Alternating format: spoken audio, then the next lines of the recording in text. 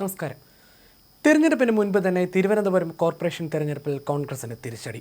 Corporation തെരഞ്ഞെടുപ്പിൽ മുട്ടട വാർഡിൽ സ്ഥാനാർത്ഥിയായിരുന്ന വൈഷ്ണ സുരേഷിന്റെ പേര് സപ്ലിമെന്ററി വോട്ടർ പട്ടികയിൽ നിന്ന് തിരഞ്ഞെടുപ്പ് കമ്മീഷൻ നീക്കം ചെയ്തു.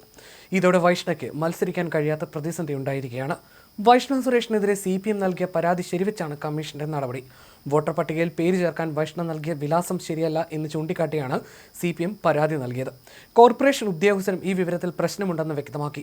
വോട്ടർ പട്ടികയിൽ പേര് ചേർക്കാൻ നൽകിയ വിലാസം ശരിയല്ലെന്നും പട്ടികയിൽ നിന്ന് ഒഴിവാക്കണമെന്നും കാണിച്ച് CPM പരാതി നൽകിയായിരുന്നു.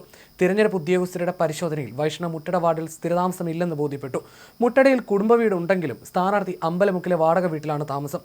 അപ്പീൽ നൽകാനാണ് കോൺഗ്രസിന്റെ തീരുമാനം.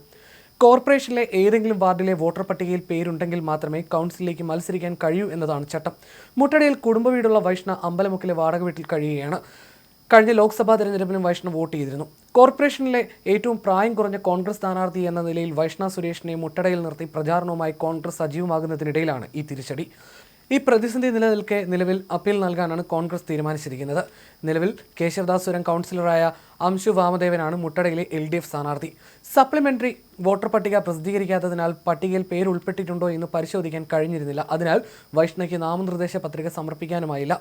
പട്ടിക ആവശ്യപ്പെട്ടുള്ള വൈഷ്ണയുടെ അപേക്ഷയുടെയും CPMന്റെയും പരാതിയുടെ അടിസ്ഥാനത്തിൽ ഹിയറിംഗിന് ശേഷമാണ് തീരുമാനമെടുത്തത്. വൈഷ്ണയുടെ വോട്ടർ പട്ടിക അപേക്ഷയിൽ കെട്ടിടത്തിന്റെ TC നമ്പർ 18/564 എന്നാണ് രേഖപ്പെടുത്തിയിട്ടുള്ളത്. കോൺഗ്രസ് ആദ്യഘട്ടത്തിലെ പ്രചാരണം ആരംഭിച്ച വാർഡാണ് മുട്ടട. CPM പരാതി അംഗീകരിച്ചുകൊണ്ട് വോട്ടർ പട്ടികയിൽ നിന്ന് പേര് ഒഴിവാക്കിയതോടെ വൈഷ്ണയ്ക്ക് മത്സരിക്കാൻ കഴിയാത്ത പ്രതിസന്ധിയാണ് നിലവിൽ. ഏറ്റവും പ്രായം കുറഞ്ഞ സ്ഥാനാർത്ഥി എന്ന പ്രചാരണവുമായി കോൺഗ്രസ് സജീവമാകുന്നതിനിടയിലാണ് ഈ അപ്രതീക്ഷിത തിരിച്ചടിയുണ്ടായിരിക്കുന്നത്. KSU ജില്ലാ പ്രസിഡന്റ് കൂടിയാണ് വൈഷ്ണ സുരേഷ്. ഉദ്യോഗസ്ഥരുടെ പിഴവ് കാരണമാണ് പേരില്ലാത്തത് എന്നാണ് UDF സ്ഥാനാർത്ഥി വൈഷ്ണ സുരേഷ് സംഭവത്തിൽ പ്രതികരിച്ചത്. CPMന് പരാജയഭീതിയാണെന്നും തനിക്ക് ആശങ്കയില്ലെന്നും വൈഷ്ണ നേരത്തെ പ്രതികരിച്ചിരുന്നു.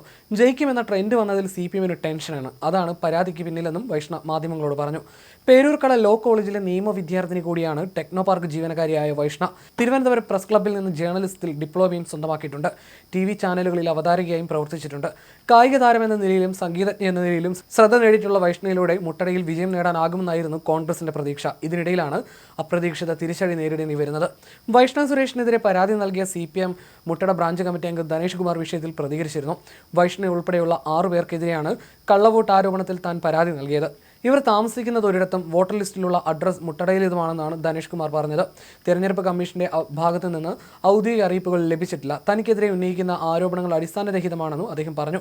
താനും ഭാര്യയും മാത്രമാണ് UDF ആരോപിച്ച അഡ്രസ്സിൽ താമസിക്കുന്നത്.